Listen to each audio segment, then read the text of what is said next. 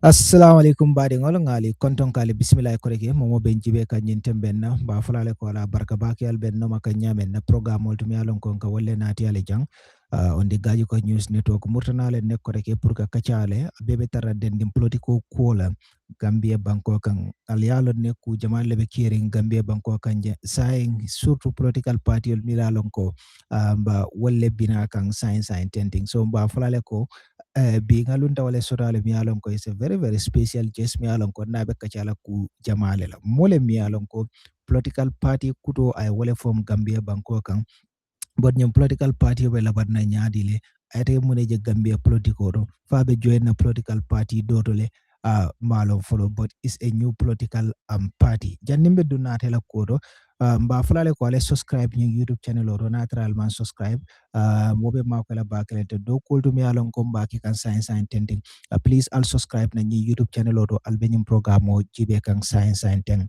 damen oto ngamin soro walem Mamadou Bente Jaloti Mamadou Bente Jalo dum atemo molti mi alon ko ay party kutole form Gambia banko kan ala party o to momenti wolem Gambia Republican Party ti dolka kumandi GRP la Gambia Republican Party so ngalon ne ko political party jamal lebe Gambia but nabe kachala le ko la mi alon ko lebe dending atela party wala ko la an miatin na ate fanan lafta pour ka ke president ngati Gambia banko kan nabe kachala wala wala nanga soto jambi woto babla ani mole nyo kondong o kola ngadung programme kono ñu ngi la dalal si programme bi nañ ko def si olof xam naa ne foofu nga gëra comfortable waaye nañ la bàyyi nga nuyo ak ñoo xam ne ñu ngi déglu den ñu dugg si waxtaan bi asalaamaaleykum maa ngi nuyu ñëpp ñu nekk si podcast bi ñu dee déglu podcast bi man la Mamadou Bente Jallow party leader of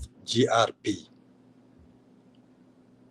Thank you so much, Momodu. Tell us, party bi bo hamne form nga ko right now ni party bi pour lalla. Why did you form this party? Lutanga ñew ak party bi ni. Party bi danaka last year la ko commencé.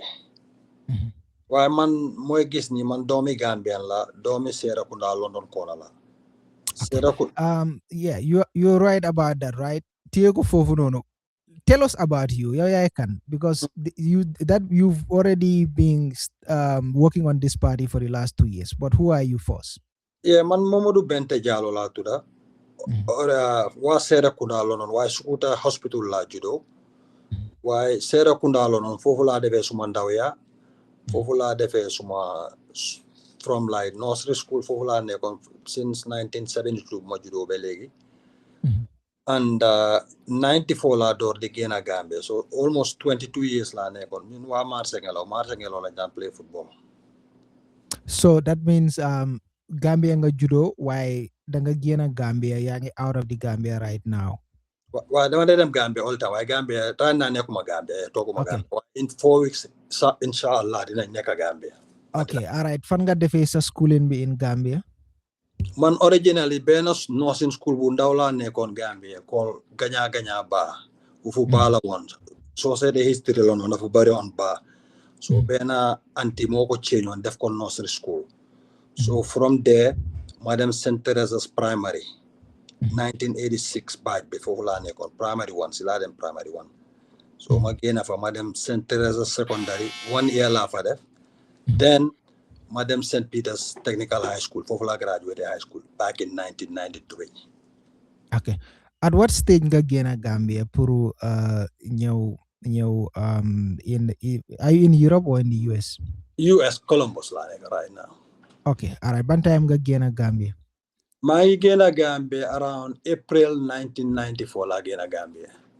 Right before Kuya Jambe, time Jawara Langena, Jawara regime Langena Gambia, because what happened on at that time, Lundan Oyenas, Moikuneka Muibuga Gena Degabi. So, you time bo, Lolo Moy one soon favor Nuntam, because Kuneka of a fortness or gain or take it. So, Nun Yepsi PPP, Danaka PPP regime Banyu da Gambia, New Economy. Okay, so that was before Jame Kubum don def ko ambe bala lolu yow nga gena Gambia. So wax nga ñu sa schooling bi, is it that high school nga am or you have other degrees? No, am na ay certifications waaye high school laa am si jànga waaye depuis 1994 bu ma fi ñëwee dama involve myself in different type of businesses yu ma daan defal suma boppa so maa ngi amoon ay couple of boutiques New York City in Brooklyn area fu ñu dee ooyee Bushwick Brooklyn waaye every year dama dee dem back and forth di dem Gambia at bu nekk dama dee dem yàlla dama am wërsagal every at dama dee mun a dem Gambia suma njaboot bam fa suma parents yam fa tam at the time. So what certificates do you have? Yi nga wax ne nga ne am nga some certification but grade 12 nga am. What certificates lañ mën a téye ne am nga ko? No, maa amee benn online certification bu ma doon def mooy like pour cyber security certification maa amee boobu from DeVry University. So with high school, as a high school graduate, do you think we should trust you with our country? Very well. Okay. All right, we'll get to that in details, but like nañ si sa political party bi balaa ñu dugg si political party bi si boppam yow bi nga ñëwee America before the coup, what were you doing here? Like what was your engagements here, and what are the things yoo xam ne achieve nga ko nga foog ne léegi soo demee nga laajte dëkk bi mun nañ la koo jox? Man first time mo ñu America belts laa doon jaay. So my first business loolu la dama daan jënd belt di ko jaay on 125 Harlem foofu la fa bari it was a tourist attraction area foofu ñëpp fa daan tase so loo fa jaay rek daf daan dem so noonu laa def after a while ma move to Atlanta bu ma move Atlanta ma rek la gis suma bopp foofu ma ñëwaat New York si laa dugga si business si jaay yére daanaka brand name laa daan jaay daal understand so noonu laa dooree suma struggle bi waaye yàlla daf ñu wërsagal luñ laa rek daf dee dem moo tax dëkk bi dafa nit ñu mel ni man loolu laa rek mu dem. So and you were able to be successful in some of these businesses you established. Very well. Okay. Very. Okay. All right. So léegi lu tax nga toog since 1994 lu tax nga toog rek this year or 2 years ago nga ne xaaral ma form a political party dama bëgg a jël réew mi why do you want to be the president of the Gambia? Because dama feel ne Gambia ñun ñu bari si ñun ñu génn na war a mun a yóbbu dëkk bi dañ ñu génnee si dëkk bi so every year dama dee dem Gambia ma gis ne système bu fa nekku di work man suma experience street experience moo am fii su ma ko defee Gambia yëpp ay change ñëpp ay kontaan si dëkk bi te xoli yërmande laa am te dama dee yërëm doomi aadama man rek bëgguma dunda suma kër gu rafet ñëpp a ngi soona loolu tax na yu ma si gën a dugal te bu ma demee suma school bi St. Teresa's school moo daan dem primary school ma dem gis xale yi si classe bi almost 60 te ñun ay 30 ñoo fa daan nekka te bii den 30 yooyu ñun 15 rek daan xëy na 12 to 15 rek daan mun a dem high school ñu si yes dañ daan dem secondary school ñeneen yi drop out so bu ma gisee yooyu yëpp dafa daw yaram so yooyu yëpp bokk na yu tax dama bugg a dugal per mënuma change affaire yi nekka pour nekka ñaankat yi nit ko mën a change ñaan yaaga nañoo ñaanal dëkk bi man suma boppa dimbali naa 50 nit ñu ñëw fi waaye loolu taxul Gambia change over that understand so ak dëkk bi num dafa locale trop dafa am pour change to the level expectation dafa dee ragal isi gansa because soo demee si dëkk bi nu fa affaire yi taajoo dafa am pour change ñun bu ñoo jógee Sénégal bu ñoo jógee Gambia man Sénégal laa jaare back in 1994 Sénégal was way underdeveloped than Gambia waaye because of Ablaye Wada wisdomam because dafa dëkkoon si west bi mu understand naka la west bi di operate then moom moo door di change Sénégal infrastructure bi foofu so loolu yëpp man dama ko bàyyeel si laa xam ne Gambia ñu fa nekkat ñu fa toog rek duñ mun a change Gambia il faut nga am xam-xam si biti xam-xam nekkul ne nag toog si classe rek ngay am xam-xam fu nekk nga ko dee mun a jëlee nekkul ne da nga war a toog in a classroom rek ñu laa jàngal nga xam every day jàngal la si doomi aadama te man New York laa xosulee New York dafa nekk dëkk bu nga xam ne sa boppa bi su gaawul doo fa dëkk ni ko ne clear nañ la sa bu yàgg because ñoo dee deal mostly dañ dee ñëwa seen guns ak yooyu noonu so dang dee war very careful waaye experience bu ma am Serekunda London Corner experience fu ñu daan fooyee marché ngelaw du every child moo fa daan fo il faut nga dëgër nga ñeme daal pour nga mën a fo in that neighborhood because xale yi soo dëgërul booba rek doo fa mën a fo. So basically da nga nekk di wax ne Gambia dafa need président boo xam ne dafa ñeme. dañ nit président bu nga xam ne dafa am ku nga xam ne daf dee mën a yóbbuwaale ñëpp ñun Gambia musu ñu am président bu nga xam ne daf dee mën a yóbbuwaale ñëpp. lu tax nga foog ne Barrow ne ko di yóbbuwaale ñëpp. because Barrow gis nga si fu mu dooree ak ba fu mu nekk ñu nekkaloon sa together mënut a di la ñoom.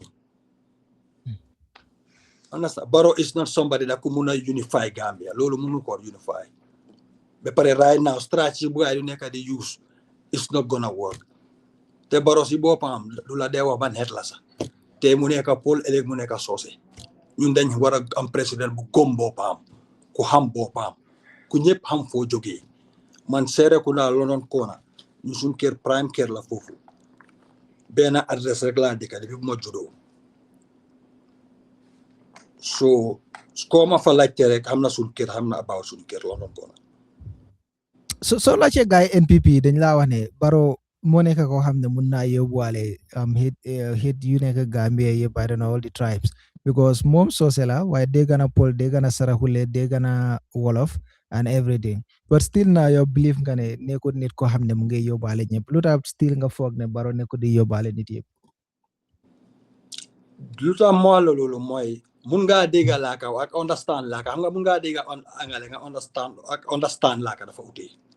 waaw understand mun ngaa dégg laaka waaye doo ko understand. man ma dégg benn laaka wala ñaari laaka yu correct moo ma gënal ma dégg 5 laaka yoo xam ne du ma ko understand so ñun loolu lañ am si Barrow understand lu mu dee laaka ba pare dañ ko yaagaa boot startalut boppam dara dañ ko créétal yëpp ñun nag dañ créé lu ñu am rek dañ ko créétal suñu boppam. Are you describing Barrow as a tribalist?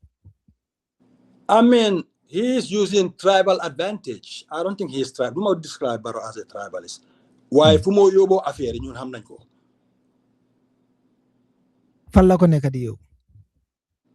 Because mu ngi use certain people di wa against si société loolu warta am. Understand? Ñun ñoo société yaaga nañu dëkk. Te ma wala dara about Gambia tam. Gis nga Gambia. Any tribe ku fa njëkk woon soose ñoom ñooy gën a garaaw soose xaw ma ne understand nga fu ma waxee yow soose ñoom ñooy di first people that ñu nekk Gambia understand waaye any other tribe suñ fa njëkk woon soose duñ bàyyi soose yi nekk fa I'm just telling you soose ñu baax leen doo leen mun a dëkkale fuñ dëkkut man yaaga naa dëkka su man kër gu ma daan fooyee sa maire bi soose la maire bu baax waa Kuntawu suma best friend gaañu na yàlla na ko yàlla dem yaayam soose la te maire bi daf ñu daan take from day one man foofu lu nekk laa daan def si kër googu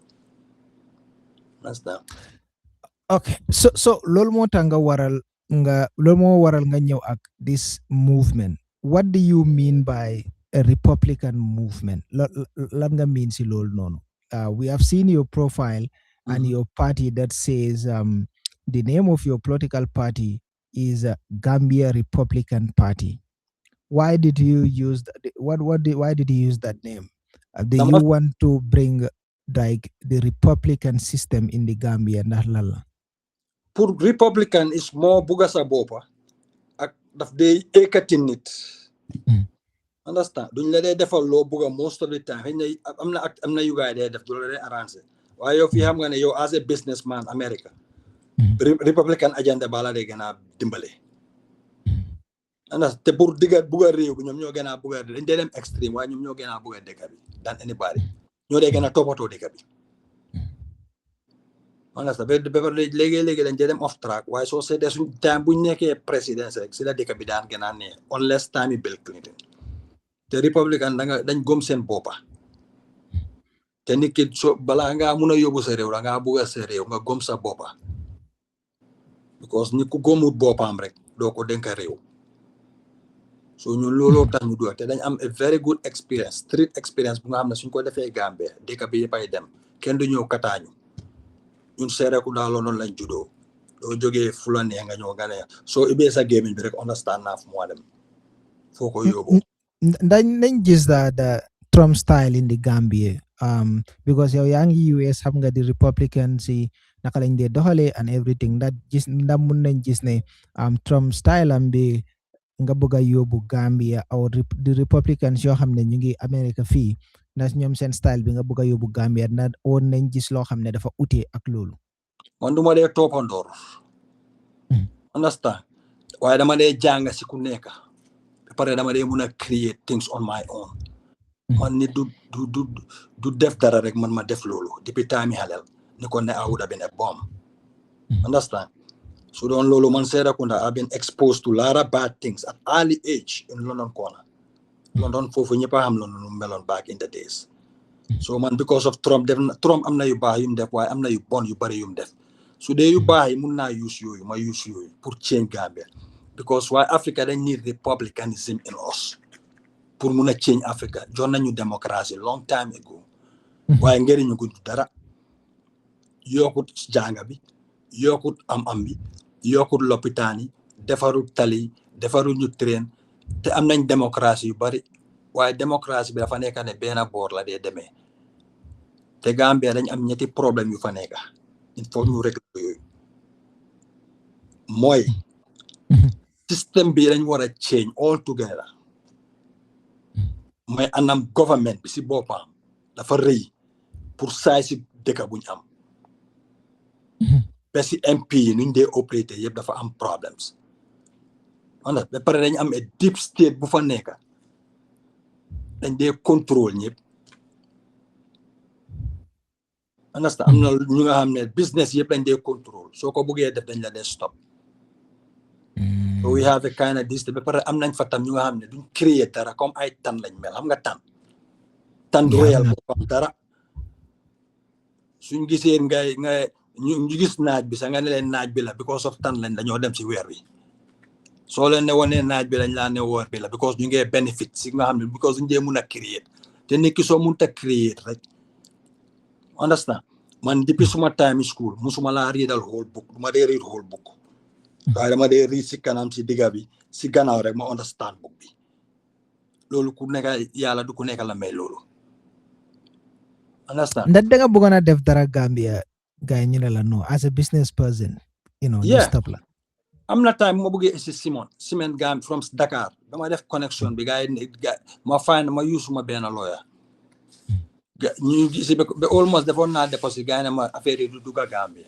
yooyu yëpp bokk na si yu ma gën a naari am na custom officer moo kolon sax mu daw understand so is it that you are angry that dañ la stop to establish that business in the Gambia loolu moo tax nga bëgg a nekk a political party leader bro man musuma am engagement gis nga man yarin bu baax suma pa yar bu baax la ñu yar ñun anga amut ci ñun te dunda yu baax lañ dunda man happiness moo bari si man aw ma anga yàlla ma si yàlla musal man dama eewu bu suma eewoo suma pa su ñëw kër isil ma ice cream time double der xaw ma nga suma pa daf ñu daan ñital double der I live very nicely after ma ñëw America New York dunda yu neex laa dunda anga amut si man bro there is anga duy dimbali dara ñu mer nag but you were not happy that you were stopped right I mean mun duma happy wu ma si waaye munuma loolu taxut ma nekk an angry person I was disappointed yes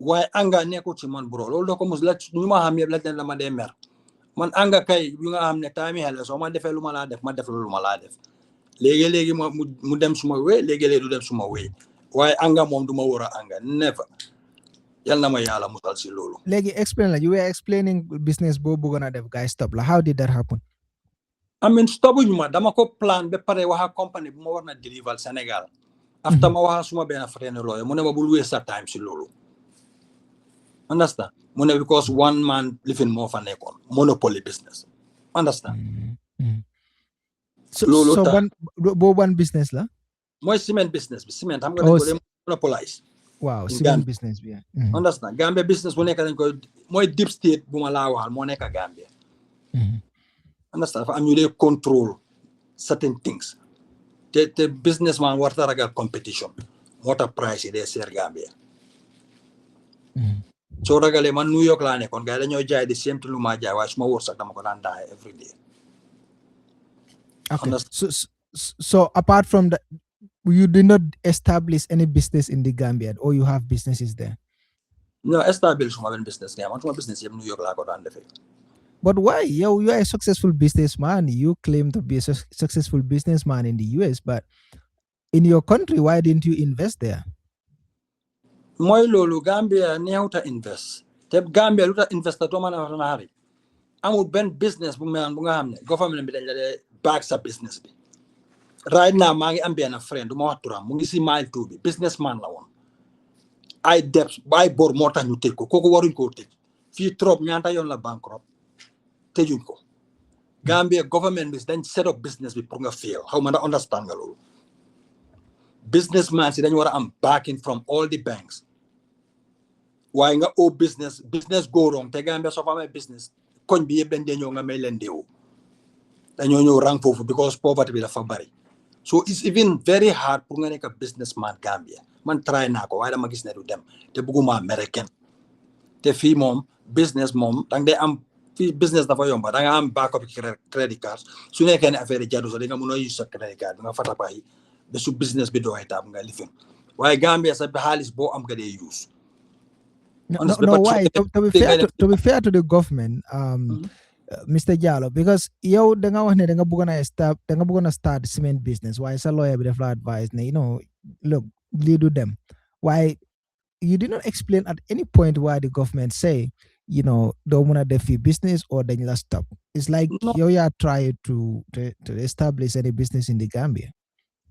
No, man try na lu ma mun because lu nekk sa xam nga loo lay def ne sa homework. I did my homework. I did my homework. Defee suma homework la realize ne lii du dem because the business boy start dafa ànda xaalis bu bari. Understand? Because so ànda xaalis bu bari doo jël sa xaalis nga dugal ko fu nga xam ne da nga try lu nga xam ne du work. At one point man demoon naa ba bugg a jënda jet deposit bi su ma ko joxoon gars dama factory dama lose. So si la ma suma te kooku suma doom yi suma bro is a lawyer but he's my brother. Mu advice ma ne lii bul waste sa time si lii du dem du jaala ma pour confirm ne ma call suma benn boy bu dee job si border bi as a custom waa ji mu ne ma bul waste sa time. Understand? So loolu moo si nekk try naa ne waaye nekkul ne loolu yëpp government la dafa am lu fa setopee. Understand? So loolu moo si nekk waaye nekkul ne man damaa toog fii di ŋaaña government I don't have time for that ñun Gambia dañ xiif dëkk bu xiif lañ nekk yooyu yëpp tax ñu dama bëgg ñu dellu tuuti yaa ngi doon wax mbiri lu tax ñu war a introduce the republican system in the Gambia now democracy mën nañ wax ne loolu lañ am right now even though it's not 100% because gis nañ a lot of things yoo xam ne hiccups yoo xam ne and we've seen the dictatorial laws yoo xam ne ñu ngi fa ba léegi but yow lan nga believe do you believe ne Gambia dafa war a nekk réew boo xam ne the leader of that country should have a little bit of being a dictator. Do you believe in that? I mean, naturally, life moom dictator dafa depend noo ko dictate. Pour nekk a dictator bono waaye su nekkee ne da nga dictate wrongly xam nga dictator dañ ko dee use for the negative but sometimes dictating certain things it's not been nekkuloo taw ne is bad dictator dañ ko dee use wrongly. Understand? Sakya dang fa dee dictator. So we are talking about the country now. I mean, what I mean by dictator, I mean dictator like when Gambia was there, dictators like Museveni and others in Africa, Obiang in Equatorial Guinea. I mean, those kind of dictators. No, man kay duma nekk lolu, bro. I would never want to be a dictator.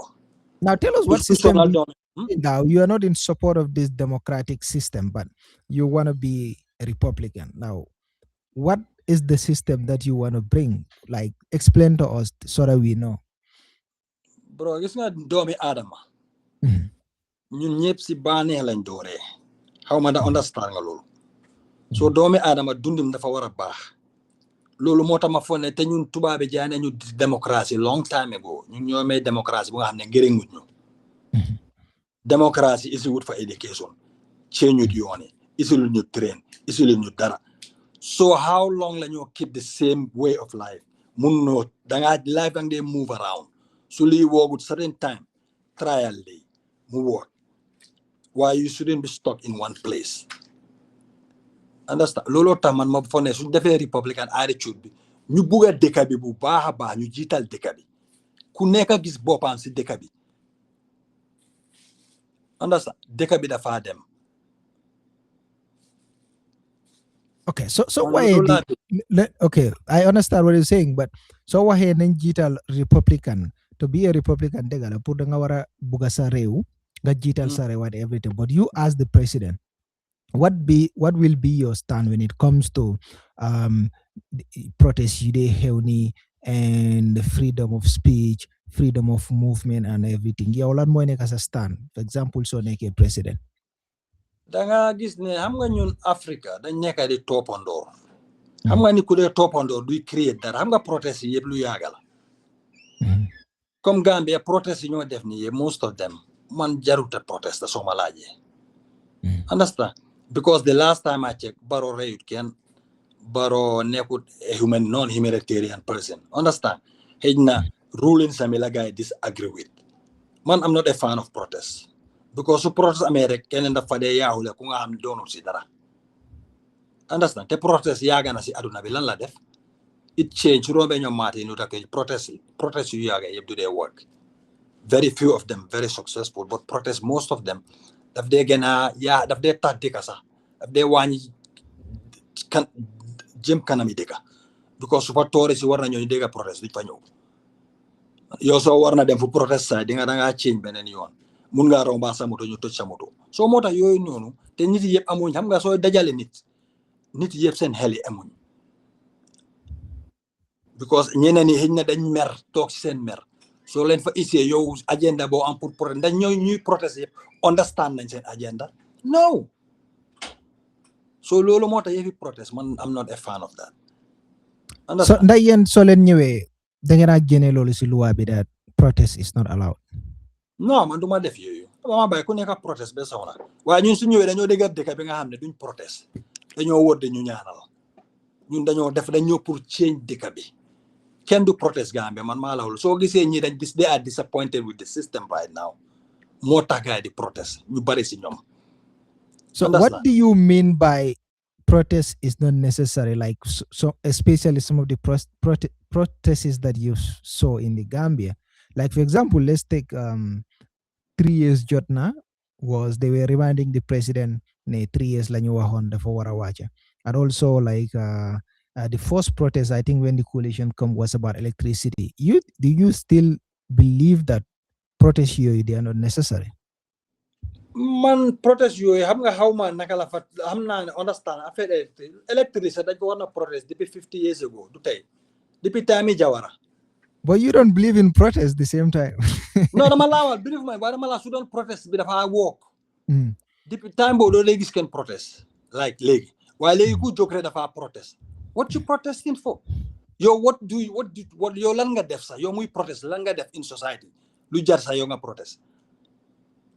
Loolu yëpp ngay seet da ngaa seet tam ñu dee protest fan lañ aj seen agenda si ndax change na dara protest bu gaa yi di already protest ndax change na dara si réew dañoo ñëw foofu police yi gaz xam nga protest bi ñaata ñoo si dee sax comme police ñu ngi sànni woon gaz bu fu raafi maire yëpp a dee last year because of the gas they sneeze the gas they smell. Ay burfuri dañ la mere de half mere man maire foofu suma dëkk la dama laa wax because police lu gaz ñu fa sànni woon daf leen yaal seen maire yu bari dañ dee in the process xaw ma daa xam nga loolu man am na close. I don't know that some people died. I'm telling you some people died because of the aftermath because gas suñ ko sànni ñu nga amee lifin naka lañ ko asthma daf leen dee affect after. Understand? So moo tax man bëgguma yëfi boole nit ñëpp agenda bi is different nga ne ñu protest on what your protest yooyu lu mu jur Gambia lu mu ñu joral did it make any change? Te Barrow at least gala buñ protesté gis nañ government bi def nañ action they were a parliamentary committee yoo xam ne they were investigating, so at least you know loolu journal dara, at least they were investigating xaalis boo xam ne yaaxu na alali jàmme boo xam ne bàyyi na ko si gannaaw and everything, so maybe yooyu they are important, very very important, and every citizen has the right to protest. Yeah, protest man ku nekk am na right Why among every right comes with a wrong too. How do I understand Lulu?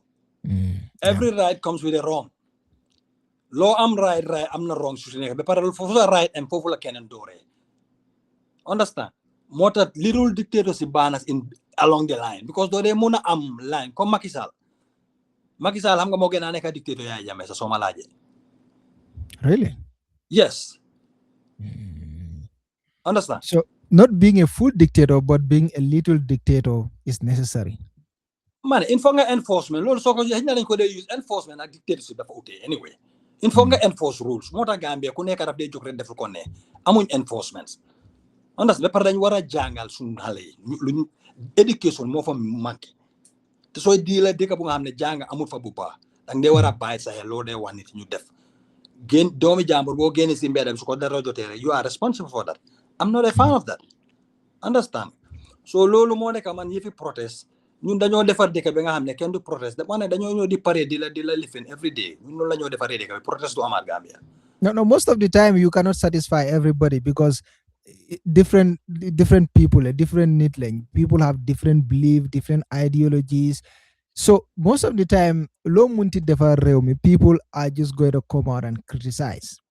Yeah, when you become president, in case that happen, what are you going to do? Like you have done your best, ligging and everything, but still people they don't protest because they feel like you're not doing what they believe is right. What are you going to do in that case? Affaire nekk government because suma nekk president xam nga ñun dañ jël president bi jox ko doole yu nga xam ne sa amul ko Africa. Understand? Moo tax ñu ne government mooy ñoo boole. Yeah. Understand? So every Africa dañ day jël yëpp en ko président bi lu ñu ngëriñ suñ MPs ñu dee législature lu seen ngëriñ judicial system lu seen ngëriñ xanaa yëpp président ba war a indi yëpp comme man yëfi rey nit sax man bëgguma see bokka because xam naa ne man soo reyee nit nga ne man ma reyal ko man du ma nangoo rey kenn anda duma dunda be 53 years di war a rey doomi aadama ñaanuma loolu yaa because man tam damaa ne suma baameel understand waaye lu ñoo def dañ koo def in a way bu nga xam ne it's a collective thing for things to work affaire yi doo jël yëpp nga en ko président Afrique lu ñu def dafa miiti Gambia lu ñu def dafa miiti président lu nekk loolu tam président sa waru koo nangu comme dañ dee toog fii ne Barrow sampa na yoon yi Barrow dafa mun a sampa yoon Barrow di last time I check luwaas la woon ebe la naan business mu ngi si woon sax so kooku dafa mun a sampal in 10 years dafa mun a sampatal so xam nga we have to be realistic bro man du ma nekk président indu dëkk bi dañu loolu laa bëgg a génne af Gambia pour man ma indul ñëpp seen problème yi no it's no way man ma mun a solval ñëpp seen problème si. But in case people protest as a president, what are you going to do? No, protest dama bàyyi ñu ma génn xam nga lu nekk dang day am comme la like the police force mun nañoo handle affaire yi waaye dama leen a advice ne de just ak mun ngaa use tam media bi mun ngaa use mediators ñu waxtaana protest aussi understand because protesters tam at the end jaama lañ bugguñ affaire yi escalate ñu seet seen needs ñu leen ko solvale then loolu la fa tax sa kenn du protestat waaye soo use too much enforcement tam ñoom tam dañ dee gis seen boppa dañoo gën a tàng so affaire yi moom there is a thin line between your war to cross in life dafa am noo dee négocier da nga war a mun a négocier lot of things fekk ne force rek am nga mooy génne lu force musta use Gambia ñaata yees yaa jame mu koy use force after so use force duñ la regalaat understand so leen ay tokens yu nga xam ne ay tokens laa leen a jox soo deful lu baax rek ñu naw comme xaleel soo ñëw kër sa doom xam nga da nga koo jëngal tàngal su biyee nga jox ko tàngal bi su demee out of the way nga jël kandi bi si loxoom. You're going to bribe them. Bribe no bribe mooy ñun duñ bribe waaye dañoo create système bu nga xam ne kenn sa du sebenaat si mbedd bi dañoo create a socio-economic system bu nga xam ne ñu gën a soona si ñun dañ leen a toppatoo ba pare ñu defar loi yu nga xam ne ñëpp toppal loi bi understand loolu su amee rek kenn du fayta kenn su ñëpp gisee seen boppa si dëkk bi rek kenn du mer dafa wàññeeku waaye yow kii di romba kaadi laagam yow nga romba sa puus di puus ba bugg a dee doo leen gisee da ngaa bugg a xool seen kaadi laag bi sax so loolu moo nekk Gambia wala nga nekk si bajka gaay romba sa tooyal la sa bajka bi seen moto yu ponkali so understand nga yow bajka sa Gambia sax dañ ko war a bajka is very dangerous so you mean dañ ko war a ban in Gambia dañ ko war a ban in Gambia su dee paag yi su dee ñu create ay paags bajka yi di fa daw wala ñu defaral leen seen special lane pour gars di fa daw loolu man understand naa loolu waaye pour ñuy duga si diggante di def yu crazy yooyu loolu is very crazy te soo fa daanoo amuñ lopitaan fooy fajoo man loolu laa man dama dee xalaat man dama suma nekk dama dee ragal dama du ma dee bëgg suma boñ sa métti ma. It's crazy. The health system bi moom is very very bad. Why léegi so loolu yéen yaa ngi jéngu di def yu crazy yu nga xam ne is very dangerous te kenn déggu. Oh, it's like we lost him. Dafa mel ni call la am akam dale ko call ay wala soto. Yeah, sorry. Yeah. Sorry, dafa mel ni call nga amoon yeah. Waa génne naa ko. Yeah, so loolu moo si nekk affaire yi bro il faut ñu am xoli yërmande rek man dama fan ne loolu moo manqué si ñun. Il faut nga yërëm do nga understand you have love in you man. Okay, so léegi ñu gis ne we have more than 20 political parties in the Gambia and also we have political movements. Luta nga ñëwa Gambia Republican Party. Luta, you did not join any of these political parties. You have NPP, you have UDP, you have Unite, you have GDC, you have APP Sobea, and other political parties. Why did you come with your own party right now? Number one, I'm a true believer of man dama ulu suma bopa. Comme baro mu ne bena la bëgg a boreel man baro dama ko boree moom mutal ko xam nga mutal man moom ni duma kenn support ma pour ma mun a win baro because baro courant amut ndox amut honestly da nekk piece bu weex nga dem si piece bu ñu nga booloo moom dafa dis suñ leen fóotandooree di nga jaase black ak white nga fóot ko so loolu moo tax bëgguma join political Gambia they are not most of them dañ booraandu into politics dañ jaar si kaw keena mënuñoo aga fuñ bëgg a aga ñu rendi ko ñu dem seen yoon. Who are you referring to when you said that? Kan nga nekk di wax UMC seen bopp parce que du under UDP right now te ñu ne ñoom ñu de ay Unite Party nit ki doo mun a nekk a unite out of a division loolu musta am doo mun a divide to unite. So you believe ne Unite ñoo tooñ UDP they use them pour ñu establish ñoo tooñ de waaye dama ne nuñ dooree warunoo nekk in a union pour warloo nekk a unite to divide loolu laa waal waxuma ne ñoo tooñ de man nekkuma di aatewuma kenn I'm not gonna be nobody's referee in Gambia man dama suma agenda la am moom lay daaxe ba fu ma aga waaye duma jaaxasoo gaay mukk because te man dama clean man suma xaalis bi America fii laa ko xosulee. So you will never join Unite moom doo muna UDP doy sa duma leen join doy nga xam ne ñu leen jaar seen loolu duma leen join. Doo musa join Unite doo musa join doy doo musa join UDP. Man duma mus di join kenn Gambia political party waaye dinaa liggéey ñoom waaye pour join leen pour ne coalition sa it should be a thing of the past. No, but Mr. Jallow, lol fogulo ne dafa difficult si yow sa party bi right now is not yet registered and also you have big political parties like UDP, you have NPP and am nga Unite tamit ñëw nañ right now. Do you think you can win elections? Bro, is nga xam nga affaire sooy ut dara win ak loss mu emal la si sooy ut dara doo dee xalaat win rek waaye try to do the right thing pour nga win waaye doo dee xalaat loss nga def lu nga xam ne moo laa win lu nga xam ne baaxut ci yow just to win. But your intention is to win. Your intention is to change the government pour nga génne fa baro. But I know my belt. What is under my belt? So gisee ma am confidence ma spend almost $4 million in su lu ma def kenn joxu ma si butut benn donation rek la suma benn broda fii in Washington DC Osmo suma broda bu correct kooku rek a ñu donate understand waaye kenn musuma donate nothing te maa ngi yóbbu suma parti bi fu mu war a aaga so duma jël suma bopp nga xam ne comme let's say Essa Faal musta lifen political party am naka loo doore musta am lifen uti signature so dafa ñëw rek lawyer himself in to politics because doo dee mun a lawyer sa bopp into politics nit ki il faut nga dem grassroots nga wax a gaay ñu bugga la. And we did our homework. Man, def naa suma homework right now. And I'm very confident I'll go far. Do you believe ne mun nga win the 2026 presidential election? I'm 80% confident. Yes, mun naa ko def. Suma amee the right funds. Your party is not yet registered, bro. Bro, I know myself. Man, I'm not area Mojoge Gambia. It's one of the most popular places in Gambia.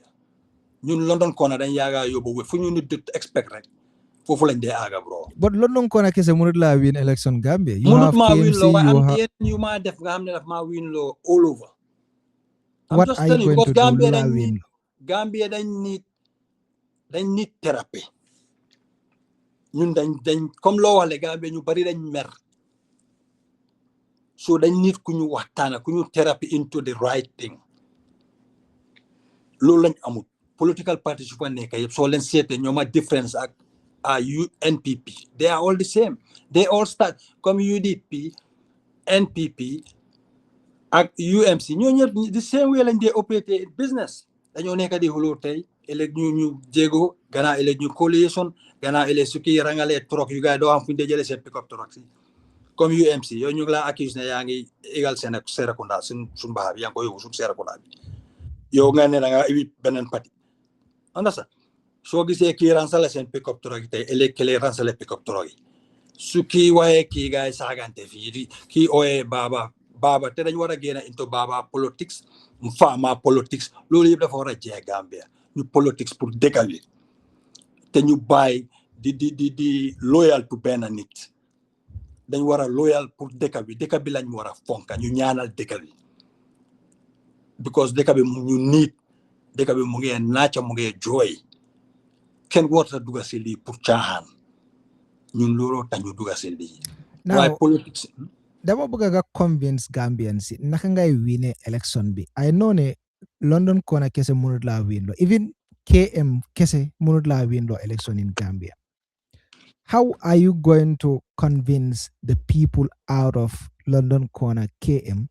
Like West Coast kese amna close to 400,000 votes. You have CRR, URR, LRR, Nyomi area, and all these places.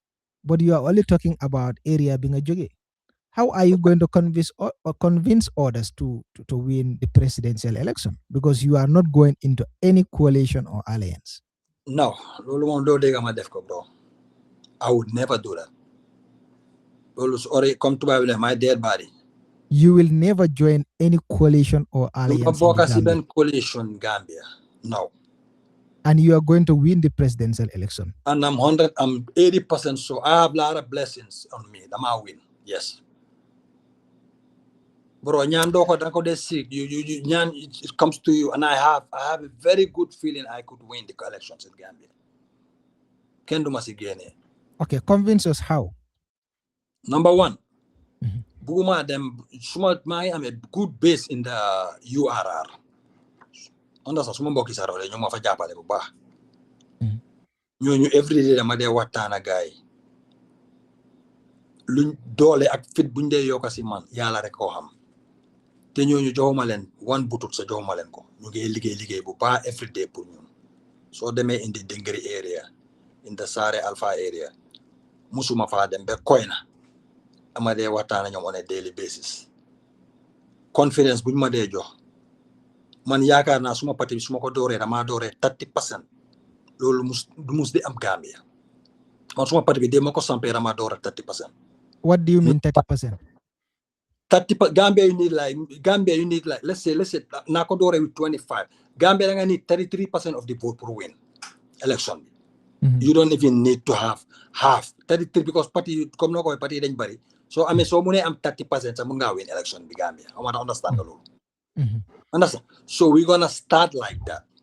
Mandama make sure and URR at not bank at Banjul. I'll work very hard to make sure those places gonna fall on me. Man sera kuna lagi na ragal Banjul ak dekayuisa. But I did very good groundwork. Lutedu mo muna talk fi si interview wax yeb. Because Gambia ñu fa lay create bari wut. Top on door mo fa bari. And you believe you are going to get that 30 or 33%, you know? Inshallah, yes, definitely, yes. Or you've already got the... But you are not even registered. Why are you not registered? Registration, but last year, come what happened on last year. Man dugalon na suma kaiti with the IC last year in I think August lang dugalon. Bore August September you la dugalon suma kaiti. Why so say lot time bo for na ay 9 political parties ñoo dugaloon at the same time. So affaire bu gaay doon review kayit ñun suñ signature dafa am comme kayit yu ñu defaroon Banjul dafa am yu si amoon tuuti defects dafa amoon tur yu nga xam ne dañ ci génn ñooñu borom dañ lifin nañ génn nañ àdduna ba pare. So IEC bi nag buñ gisee tur yooyu dañu ne dañ jël suñ kayit yëpp ñu siis ko. So buñ ko siisee gaay oo ñu si IEC office bi gaay ne kayit yëpp nañ ko defaraat. So dañ am pour commencer waat everything from scratch pour mun a defaat pare waaye fu mu nekk nii yàlla mu ñoo dimbali in the next week or two yaakaar naa kayit na dugg si to the IEC def nañ very good job this time suma gaay on the ground. loolu moo taxoon ñu bete register waaye man dama foog ne depuis December laa seen ko ne suma parti waroon naa register. Why? Because of challenges we had along the way. So you think ne da ngeen a seen registration bi dina pare bala the election? Yes, definitely, yes. Because I don't think the IEC amuñ dara lu ñoo block because ñun already know of us. IEC bi xam nañu ba pare. Okay. Xam nañ ne suñ people dañu rectify nekkul dañoo dooraat yëpp. They already have our information. All we need is to rectify the mistakes. Loolu nekkul dañoo start from scratch and I don't think they're gonna waste our time. Okay, so let's get ñu dellu si garaaw tuuti. All these parties that are in the Gambia, you don't trust forming alliance or joining them. Now, let's start with the NPP. We know already, you've explained some of the things why you are not supporting them and you want to be president. But what about UDP and Unite and ASAFAL and also GDC? GDC is with the rooted party now anyway. Okay, the rest of the political parties, what are they explaining one by one? What are the things Luther Munulo join guy? What are they doing wrong? I mean, I won't even say it wrong. Because man buguma right ak wrong ken. Waaye am nga ku nekk am nga sa bot, am nga sa gis-gis. Te am yàlla may na la xel. Lu woogu 30 years, 20 years, ñu ngi def the same thing woogu. Lu tax muy work right now? Man suma ko join na work now. Dama tiliman suma boppa bro fooy duga rek ngay tilim duma fa duga man si live te already Yaya Jammeh dafa rey yudi comme Jawara dum reyee doy xam nga Jawara moo rey doy PDOIs Jawara killed them, suffocated them long time ago moo tax doy escalate duñ ba léegi because daf leen ne doy doyadi and people registered it in their head. Halifa is very brilliant waaye Jawara killed them. Yaya Jammeh dafa rey UDP because daf leen dëkkale fuñ dëkkut. Yaya Jammeh moo rey UDP dafa naari pour ñu exhaust te UDP ñoom ñëpp Yaya Jammeh daf leen dafa abuse on Gambia dañ ñi doon balaa ñu doon dooraat police dañ war na dem man soo ma laajee dañ war na dem si docteur si ñu check leen thérapie dañ ñi doon serious therapy because but UDP still remain the biggest opposition political party in the Gambia. You think that's what they claim. How you in all that was in the past. No, but still now, even Sove muje gera ni UDP took second. Sove, fuko guy Sove. Gambia participate in Gambia. Is that Sove accurate? Yes, that is according to Gambia participates, not me. Wow. Nyana gena active si Gambia si politics. The UDP ñoo gena active than NPP sa soko serlo. I think both parties are active here. UDP ñoo gena active NPP. Okay. NPP su do xaalis bu gaay seen xaalis moo leen active lo ñun xam nañ loolu. Okay. Lu gaay de jox seen doomi jarbaati baro bo di wor seera ku na de mekker ku nekk xaalis gewel yi mu may la xaalis kuy dem gaamu mu may la xaalis kuy saratu mu jox la xaalis naka la dëkk bi di demee ku nga xam ne bu moo ñëw Gambia dégg naa ganaar benn ganaar la fa ñëw mbuusi dalasi kooku léegi moo dee may seera ku ndaa yëpp xaalis su dee fuural moo leen dee jox xaalis su ñoo dem maagal mu jox leen xaalis su gaay dem gàmmu mu jox leen xaalis boobu suñ ko defoon seera ku ndaa moo gën understand so dafa am yu bari yu nga xam ne soo ko gisee bro sooy dem demal sa bopp soo gisee ne affaire yi lu dem bu si bokka pour nga win rek pour because of UDP wax ne they are big party man ma join leen da man foo ñoom loolu lañ wax big party bu loo win but Mr. Jallow if Sowe bi su waxee ne UDP they have 25% ñoo xam ne election bi su xewoon tey dañ doon votal UDP but yow sa Gambia Republican Party bi they were not even mentioned in this survey because that means they have more support than you am nga Gambia lu fa nekk comme lu Essa Fall génn di wax suma benn broda bu nekkaloon bu ma mention turam ñu dee sauvé sa dañ leen dee jox xaalis xaw ma da understand nga Gambia lu fa nekk really yow dañ leen dee Gambia xaalis moo fa nekk bro dañ bribe ku nekk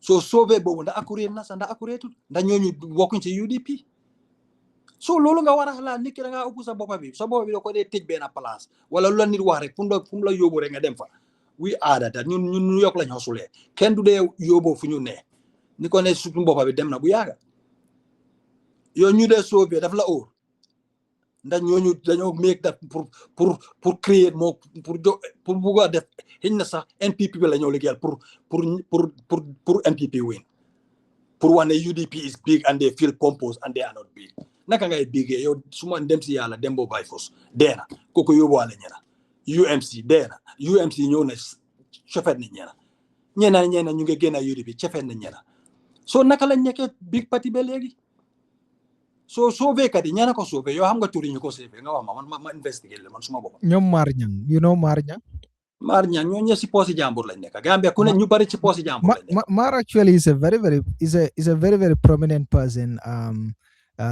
he's a very prominent person in the Gambia and nit la koo xam ne nit yi dañ ko respect tamit and I believe ne def na sauvé yu bari Gambia when the Gambia participates moom ak teamam bi they're doing good kon loolu la kon good luck to them waaye man de Gambia bro bu ñu Sénégal buñ lu ñu daal sa dafa garaaw gis nga buñ formé suñ government bi Sénégal rek si la everything dem wrong understand te Gambia pour nga óolu fa anybody yow óolul kay waaye man dooma óoluloo kenn yow su la neexee nga óolu waaye man kenn du ma óolu kenn bro man that's how I operate man always dama dee gëstu ma dee doon dama gëstu bàyyi suma xel okay and that is for UDP what about Unite moom mooy Unite they're part of the deep living Unite duma mus di join Unite they are part of the deep state they all business in Gambia ñooñu bëgg a nekk suñu président bro ñun fuñ jógee you are the part of the family is a deep state family in Gambia xam nga wax naa la ñetti affaire moo fa yaa deep state family they don't pay all their taxes lu leen neex lañ def Gambia nga bëgg a kooku ñu jël doomi kooku ñu def ko président xanaa ñun dañ dof xanaa ñun nii lañ selmo xanaa ñoom rek a war a mun a tekki Gambia lu tax ñoom yëpp ñu tekki ñeneen ñi waruñu a tekki xanaa so bro Gambia what evidence do you have evidence nga am ne bro like ni loo evidence kenn xel nga dee nit comme evidence soo ko buggee Gambia doo ko am evidence balaa nga aga ñu xooti ko da nga nit evidence Gambia foofu dafa am dara lu evidence bro ñun am nañ Gambia bu baax a baax foofu looy sa deals moo fa bari even the president deal la moom wax na moom is a deal man so deal man di nga order from the president deal man from this MP ñu mu leen jox moto ñëpp a ngi noppi teg even lu ñu yokkal li fi ni élection bi sax yëfi añaan la doomi baadoo loolu mun a nekkaat élection du mun a am pati because dañ la bëgg a fayloo 2 millions te loolu ay baadoo ñoo vote loolu ñu nga xam ne seen dëkk fu ñoo représenté half bi yëpp ñu ngi dundee like $3 a day yow nga def affaire yi 2 millions loolu ak ku ameel dina def loolu te ñooñu they are trusted people ñu cër lañ dañoo jàng wàcce alxuraan bi léegi sa kanam soo caanee waaye ñu ngi def luy not doomi aadama bro loolu lañ war a bàyyi luy not doomi aadama dañ ci war a génn nit ki mun naa nekk a secret person to you but he is not secret to somebody else understand so loolu moo nekk what about Essa Fall did a very good job duma bokk si Essa Fall musta ut signature musta ut dara wanaan la fa lawyer his way into politics and loolu moo tax mu am amul benn base fen bro man right now I have bases way stronger than what Essa Fall gonna have in 10 years du ko mun a am suma base mu am si saraw yi ñoo gën a Gambia saraw yi ñoo gën a naare convince in Gambia because number 1 dañ am xaalis number 2 doo leen dee bribe fana ñoo gën a mun a wax dëgg Gambia doo leen bribe so you believe the Sarawule fana yëpp ñu ngi la support right now du ñëpp why eventually it's gonna come because I truly believe they are very genuine and they are not part of anywhere people duñ leen dee xëcca si baare takkaleen yóbbu leen fu leen ne I truly believe in those tribes I'm just telling you because doo leen dee wax dara because ñoom they go with the loyalty ñoom doo leen dee jënda te man na dama gëm nit ku dul jënda waaye su nekkee ne yow da nga bëgg a nekk marchandise rek man duma la óolu. So what about doy party boo xam ne foofu ka doy dañ màgget bro ñii dañ màgget bro we need ñu doy dafa màgget yoo xam nga loolu doy sa Halifa su yàlla te xam nga luy problème yi parti si Gambia there is no room for growing up. It's kind of comme ñoo ñëpp ay dictators lañ in their own parties xam nga dañ defoon ne Yaya Jammeh rek mooy woon dictators waaye party leaders si Gambia most of them dictators lañ because there is no room for growth. Doy you're right now can I understand doy pour win the election? No, but doy I don't think that is there because change nañ Halifa now kii moo nekk di national Swaibu is the party leader now. Kooku fan nga na mën a win even Serekunda sax. Yeah, but at least win a National Assembly election. No, what I'm saying, like, you're accusing Halifa of being dictator, but I don't think so. Because no, Halifa dictator. Nugari operator is a dictator. I understand. Halifa dictator. Halifa is an old. I'm not gonna. Why the Malana they act like they? If I'm gonna Gambia, you need to yell words you mistruth ko. Because so say the party munko form. Come I'm gonna UDP. Jawara samota mo UDP. I'm hamara silo. So mota sabuma join you because it's part of PPP. Nyonyo tamanyo tofi. Okay. Jawara UDP Jawara creation la. Usaino Dabo created UDP. It was Jawara creation. Mu form nyeti party. Moy NCP, PPP, a UP ñu nekk because mom dafa te party ben ko form out of mer. Because Jawara dafa mer won Yaya Jammeh mota mu ne gaay form UDP pour ñu challenge mota Yaya Jammeh daf len damage. Because Jawara what he did wasn't genuine. Because mom dafa wona nekk Gambia forever te lolu du mëna happen. So lolu lañ yang ma dégg. Yeah, mangla dega ya. So lolu way waxuma ne Halifa suma kilifa bu bala duma ko oy dictator way dama ne people act like dictators lolu taxut nga nekk dictator. Because okay, but danga feel like ne they are dañ yaga fofu nonu and they are all according to you and they Africa Gambia they need fresh air. They need president bu rafet tam ku nice comme man. All right. President Burafet. President Burafet lañ ni. But we have Talib is a very, very handsome guy, bro. Talib is a handsome guy. Talib is a handsome guy, and President Barrow too is handsome. Well, understand. Why legi nañ waxtaan ma try pour nañ bay affaire gaay legi nañ bay affaire gaay. Okay, so legi lan la ñu sentu si yéen the Gambia Republican Party yaa ngi war a dem Gambia. According to you, you are not going to join any coalition, alliance, or any partnership. You're going to contest, and 80% you believe that you're going to win the election. Lalla you sent to see, and so they make Gambia. Man, right now, suma they make Gambia. Suma new banjul like today. We're gonna have at least 9 try put for a big, huge crowd that day. The nine agenda is you balang and put jailen. Lunga hamne lolo Gambia.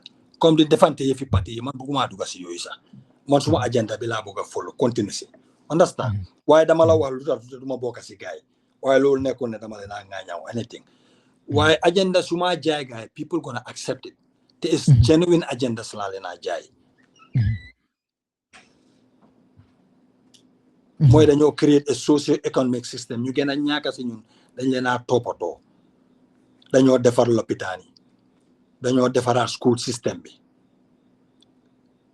Dañoo engineer dëkk bi duñ naaw rek defar yoon fekk su taw bi ñëwee dëkk flooding am dañoo defaraat revitalize Banjul kër yu nekk dañ la programme loan system bu nga xam dañ leen koo jox pour ñu mun a change Banjul ba pare dañoo create dëkk bu ees mooy new city within 5 years dinañ ko create a new city in Gambia dafa need new city ñun ñëpp war ñoo cramped up in Serekunda Banjul area luwaas bi dafa seer waaye loolu doo ko mun a def il faut nga am train system pour mun a create a new city in Gambia ñun looloo tax ñu jóg te soo amee train system di nga employ at least 35,000 Gambians or maybe 40 loolu dafa create employment si youth si dafa tax xale yi bugg a dëkk bi xale yi ñaanal dëkk bi fekk duñu eewu suba di saaga ndey dëkk bi dafa nit ku ko ñaanal dëkk bu am ñaan la waaye il faut ñu ñaanal ko pour keep up with it nasa so il faut waaye xale yi il faut ñu engage leen buñ leen suufiloo ñu respect xale yi because xale soo gisee xale ñoo dee nekk magi ëllëg moo tax dañ leen war a respect ñu boole leen si du ñoo def waaye di run things how long. All right. Am nañ 1 hour. Naa la bàyyi nga tàggatoo and anything loo xam ne foog nga ne bugg nga ko woote la ci ma la ko you can go ahead and say. ñun moom ñu ngi ñaax Gambien yëpp pour ñun ñu xam dañ ñëw ñun xeebuñ kenn yebuñ kenn ñëwuñ fi tam pour xas kenn pour ŋàññi kenn ku nekk opinion la am te ñu ngi ñaan dëkk bi nekk dëkk jaama comme dëkk bi jaama moo fa yàgga man loolu laa de ñaanal Gambia parce que man duma fu ma dem du ma dëkk bu Gambia dëkk bu yàlla may la soo ko seetlee suñ koom-koom bi suñ géej gi rek mun nañoo dundal suñ jaxaali pàcc bi suñ ko defoon di right way mun nañoo dundal suñ créé toon cités fu nga xam ne dañoo am ay stadium ay football yooyu yëpp mun naa dundal dëkk bi understand ba pare ñu bàyyi suñ xel tam ñu ni neen ñuy baalalante ñuy jégalante ñuy yërëmante ñoo xam ne lu nekk rek xaalis taxut nga jóg te maa ngi ñaan ñëpp suñ parti bi raay naa ñu ko fil bugga ne ñëpp bokk si ñu ñoo dimbale pour parti bi mun a dem kanam ñun ay nit la ñoo utuñ enemies we are not dañ yaagaa jaamalante nit yi te jaamalante ñëpp. All right. Thank you so much. Of course, Momodou Bente Jallow is the Secretary General and Party Leader of Come again? When you muna jàppale si donations tam we really appreciate that because one man party la so loolu tam ñu ko ñaan nit Okay, so you guys need donations, community jolen halis, for the campaign and everything, right? Yes, loolu moom ñu la ko ñaata pour nga ñaan la ko so living. Okay, all right. So let me so how are they going to contact you guys? Mun nañoo dem sun living bi sun WhatsApp group bi wala suma page bi maa ngi war suma naka lañ ko dee suma website bi wala mun nañ ma contact directly on my cell phone at 201 si WhatsApp bi 201 923 6556 si WhatsApp bi 201 923 6556 ku ma bëgg a contact rek mun na maa reach out. Thank you so much. te maa ngi jégalu tam suma fi waaye anything lu jaala ànda wax yombut te affaire yi dëkk bi lañ nekk at the end ñun yëpp we are all brothers because soo boolee tribes yëpp Gambia soo aadee Soose plus Pol plus Jola plus Sarawle plus Manjago plus Jahanka plus whatever nga am one Gambia ñun one Gambia lañ bëgg ñun loolu tax one Gambia jërëjëf my brother. Thank you so much, Momodou Bente Jallow. Atelem, of course, Secretary General and Party Leader of the Gambia Republican Party. Party nyama register follow that. Zafo, but ibe registration kwolto 2 years ibe nyung kwolo kanne. Eko IC ko eta fendol dada ya muruna. Bari alatale ko before, of course, 2026 presidential election wako ibe register lale. Amanta join any coalition or alliance la, according to the Gambia Republican Party, the Secretary General and Party Leader. Ako ibita solely and 80% at a later they are going to win the presidential election. What is going to happen? Now let's wait and see. Of course, nga tendu kaje ba kafunyum program wala Gagigo News Network.